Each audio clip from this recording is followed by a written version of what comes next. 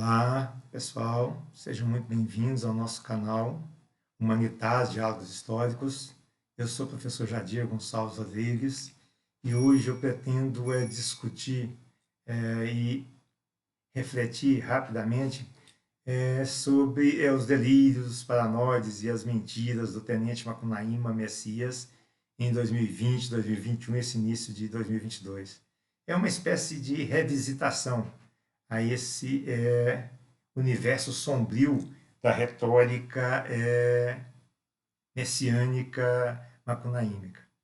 E eu começo, mais uma vez, pelo almirante Antônio Barra Torres, que ontem ele veio a público para apresentar a sua insatisfação com as atitudes criminosas de exaltação da Ômicron. Ainda bem que ela chegou, segundo a retórica do governo macunaímico, que a pandemia está acabando. Esse argumento vem sendo repetido como uma cantilena desde novembro de 2020, não é? Ela está acabando. E, por fim, é a argumentação do senhor Tenente Macunaíma Messias macromaníaco, que ele vai dizer que a contaminação é a melhor forma de vacina. Deveria ter todo mundo ser contaminado logo no início. Se tivesse de morrer 5, 10, 20 milhões, morria logo uma vez e seria a vitória das pessoas atléticas, que têm um passado atlético, uma pessoa realmente forte, que pega a Covid, mata no peito e segue adiante. Esse tipo de delírio terraplanista coletivo que a gente verifica. Por exemplo, a última pérola, não é? Que a Covid foi inventada como uma estratégia, como um plano global para caluniar e desgastar o governo do tenente Macunaíma Messias. Olha que coisa impressionante. O planeta todo preocupado com o senhor Macunaíma, não é? Em caluniar e desgastar o governo dele, como se fosse necessário isso. Ele se desgasta sozinho. Isso é o que nós percebemos. E ainda tem aquela outra imagem ridícula, né? Que a atriz Regina Duarte tratou de difundir como se fosse algo vero, que é verdade, que é isso mesmo, né? Que ela acredita, que todo mundo tem que acreditar. Que até Jesus foi ao hospital caminhar de mãos dadas com um messiânico, macunaímico, presidente da República, sabe? Naquela recuperação dele, que vai se repetir muitas vezes esse tipo de internação. De uma maneira mais geral, quando a gente observa que a consolidação do senhor Luiz Inácio Lula da Silva nas pesquisas, não é? Como o candidato mais forte, e, ao mesmo tempo, a insistência do tenente Macunaíma em dar tiro nos próprios pés, assustando o eleitorado fundamentalmente conservador, de fato, que não é nem brucutu, nem negacionista e muito menos psicopata ou delirante, lunático. Existem conservadores que não são brucutus, que não são negacionistas, que são a favor da vacina, que se vacinam e que não são psicopatas ou delirantes, lunáticos, tá? Iludidos. E aí, para tocar em outro assunto altamente relevante que tem a ver com essa Ômicron e com essa pandemia que aparentemente está chegando no seu pior momento agora, por incrível que pareça, e em um momento que todos estão cansados e dispostos a esquecer qualquer risco de Covid, de contaminação. Tá? Infelizmente. Nós observamos que no Jornal Popular de hoje, dia 21 de janeiro de 2020, o secretário de Saúde do Estado, ele, na primeira página, né, ele avisa que 50% dos goianos serão contaminados pela Ômicron. Ele diz que o pico vai ser em 3 ou 4 semanas, até meados de fevereiro, mais ou menos, segundo ele, não é? E que os riscos de contaminação massiva, eles são reais, concretos.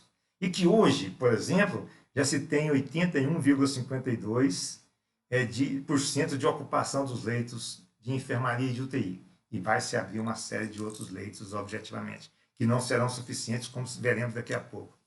Da mesma forma, argumenta-se na mesma reportagem que dobrou o número de crianças em UTIs. que na última semana 80 crianças fizeram o exame e deram positivados para Ômicron, sabe? Infelizmente, isso em uma única semana, na última semana, não é?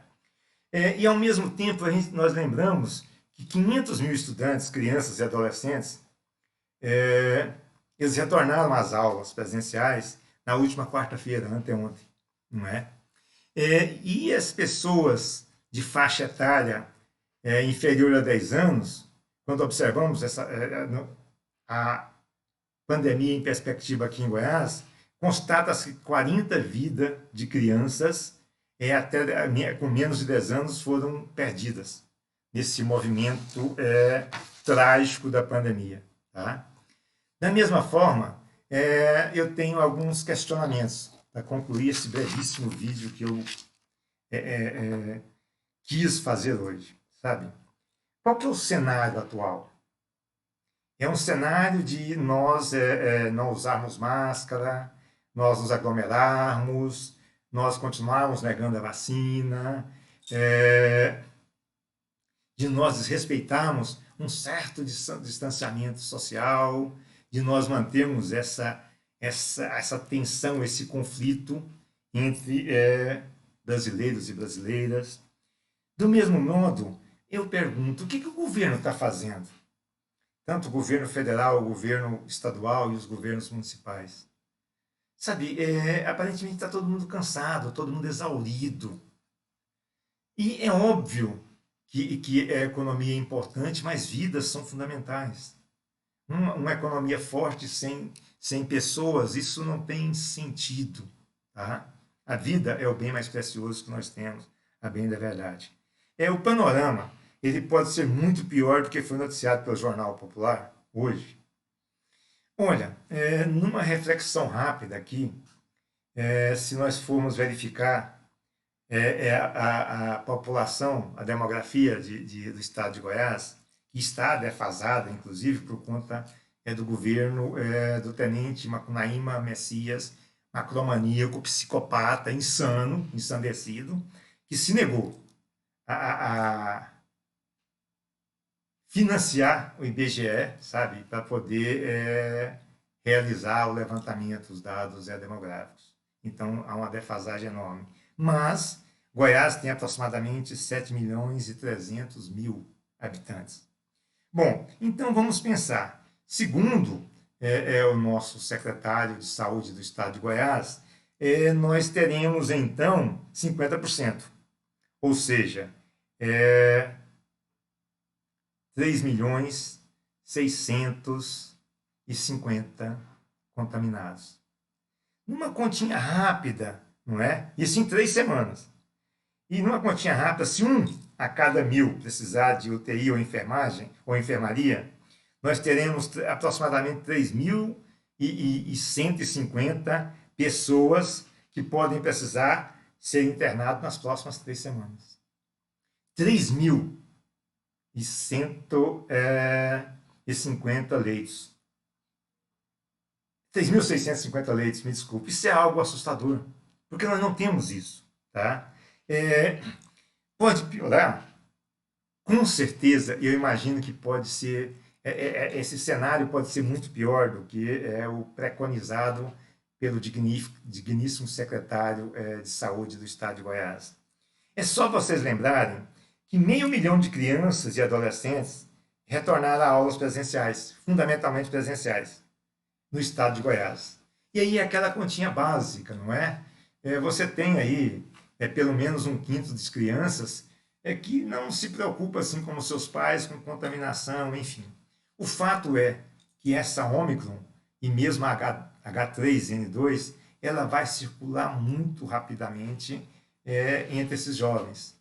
E o que acontece, não é? Os jovens vão à escola, da escola eles retornam para casa, aí tem a família, e nesse vínculo familiar tem os parentes, nesse vínculo parental tem os amigos, e são pessoas que já estão levando uma vida como se fosse normal. Então, pode piorar? Pode. Pode piorar e muito. É um cenário catastrófico que se apresenta no futuro, sabe? Porque não se levou em consideração isso. Todas as pessoas não consideram o que foi falado, informado no jornal hoje. 42 crianças com menos de 10 anos morreram de Covid no estado de Goiás, em função dessa pandemia. Só na semana passada morreram 2. Sabe? E já tem mais de 15 pessoas, 15 crianças em leitos de UTI. E aí nós estamos com as nossas crianças em salas de aulas presenciais. É no pior momento da pandemia. Isso é insano.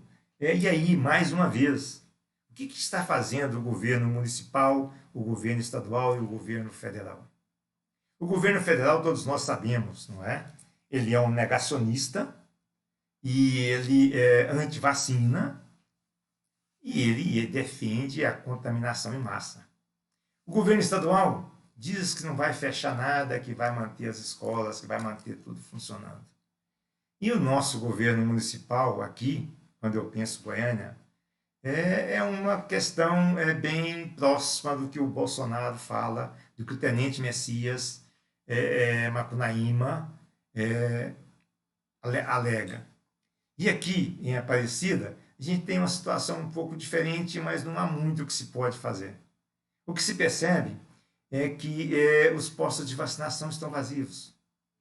E o que se percebe é que desses 81,155% de lotação dos leitos de UTI e enfermagem em Goiás, 95% deles estão ocupados por pessoas que optaram por não se vacinar. E aí nós temos esse cenário que aponta para uma catástrofe. E fazer o quê? Não é? Nos apegarmos com Deus? Enfim, de minha parte, eu penso que o melhor é tomar os cuidados, é completar o esquema vacinal, usar máscara, já que nós temos a previsão de 4 semanas tenebrosa, drásticas, então vamos nos preservar dessa situação. Eu espero que seja isso que a população faça, embora não é isso que se percebe. A gente se vê, um abraço.